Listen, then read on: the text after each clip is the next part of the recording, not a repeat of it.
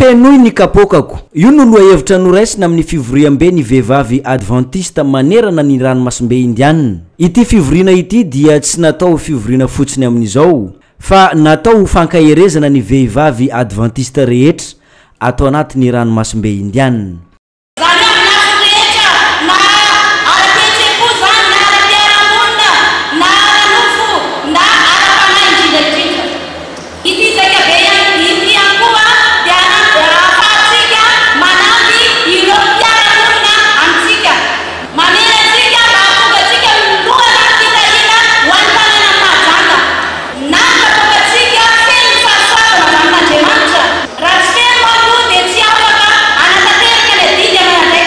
Manodidina ny 8 arivo ireo vehivavy adventiste tonga eto Mahajanga miatrika an'izao etsika goavana izao. Ankoatr'ireo eto Madagasikara dia misy ny avy any ivelany toy ny avy any La Réunion, Maurice, Mayotte sy ny maro hafa.